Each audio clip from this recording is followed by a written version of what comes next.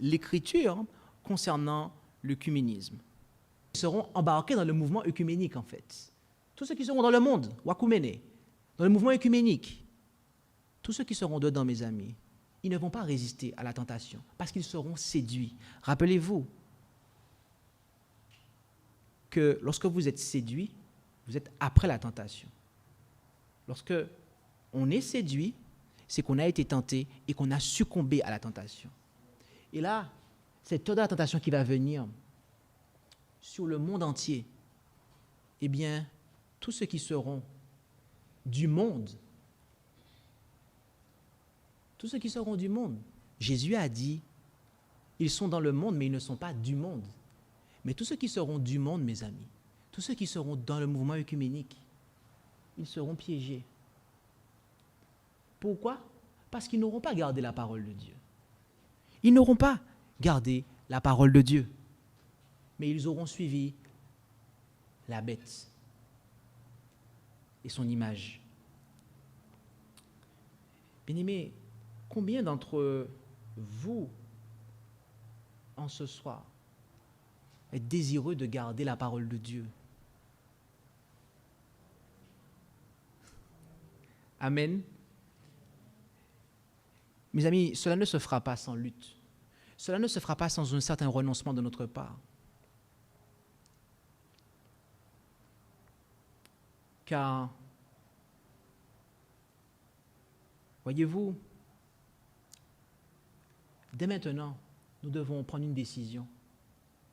Ce n'est pas lorsque cette crise va arriver qu'il va falloir commencer à réfléchir et se dire, bon, allez, là, qu'est-ce que je fais?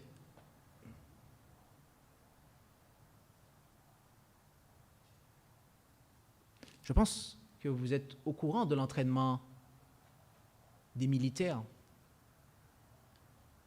Avant d'envoyer un militaire sur le champ de bataille, on les envoie comme ça, sans entraînement? Non. Non. On les fait passer par ce qu'on appelle le parcours du combattant. Ils sont rudement entraînés. De sorte que lorsqu'ils arrivent sur le champ de bataille, ils ont déjà les aptitudes qu'il faut.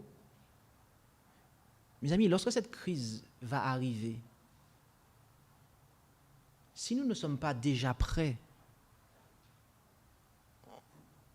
on sera séduit en fait. On sera séduit. Donc, c'est maintenant en fait que cette préparation doit avoir lieu. C'est maintenant que nous devons nous soustraire à l'œcuménisme. Et vous allez me dire, mais je ne suis pas dans le mouvement œcuménique. Si certains d'entre vous ne faites pas partie de l'Église catholique, vous allez certainement me dire, mais je ne fais pas partie du mouvement œcuménique. Je n'ai rien à voir avec cela. Et mes amis, permettez-moi de vous inviter dans quelques minutes, dans la prochaine présentation, et nous allons voir que le mouvement œcuménique est bien plus proche que ce que vous ne pensez. Et voyez-vous, chacun d'entre nous ici doit prendre une décision. Chacun d'entre nous ici devra prendre une décision, mes amis. Car lorsque les églises qui se seront joints au mouvement œcuménique se seront associées pour arriver à un tel point qu'elles ne seront qu'une, c'est elles qui vont persécuter tous ceux qui ne se seront pas joints à eux, en fait. Parce que le pape a dit que ce n'est pas une option.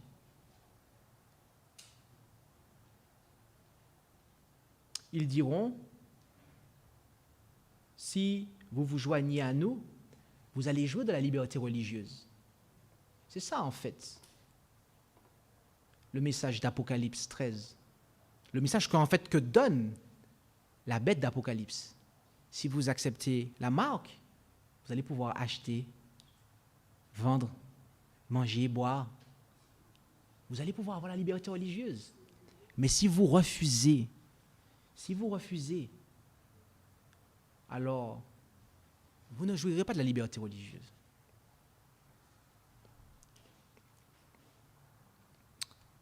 Et voilà comment les persécutions vont commencer, mes amis. Voilà comment les persécutions, sur la base sur laquelle les persécutions vont commencer. Alors, comme je vous le disais, nous devons nous préparer. Vous et moi, nous devons être prêts dès maintenant.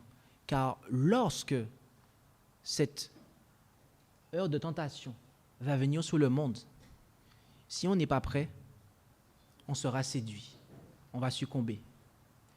Donc c'est maintenant que nous devons garder la parole de Dieu. C'est maintenant que nous devons être fondés sur ce que dit l'Écriture.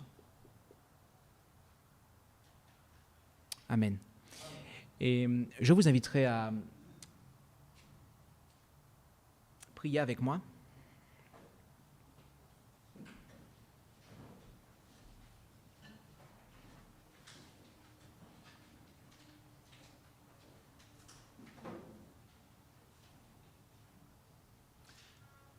Notre Dieu, notre Père, merci pour ce privilège que tu nous donnes de pouvoir nous présenter devant toi. Et nous voulons te remercier pour ta parole, qui est une lampe à nos pieds et une lumière sur notre sentier. Et Père, tu nous as montré à quel point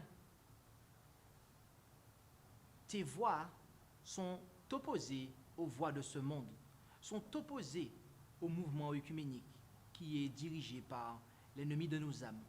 Et tu désires que nous puissions nous accrocher à ta parole, garder tes commandements, de manière à ne pas être des observateurs des traditions, de manière à ne pas suivre l'homme de péché et à ne pas nous engager avec lui et ceux qui se joindront à lui pour te déshonorer et pour fouler aux pieds ce que tu nous as clairement enseigné dans ta parole.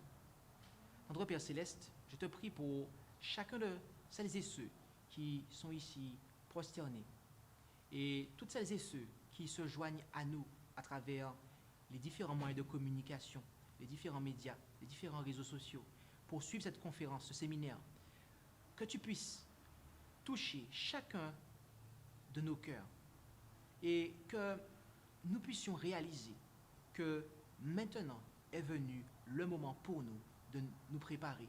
Maintenant est venu le moment pour nous de prendre une position qui nous permettra de résister à l'heure de la tentation qui va venir sur ce monde.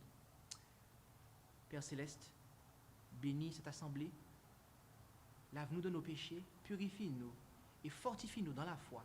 C'est la prière que nous faisons monter vers toi, dans le beau nom de Jésus et pour ta gloire. Amen.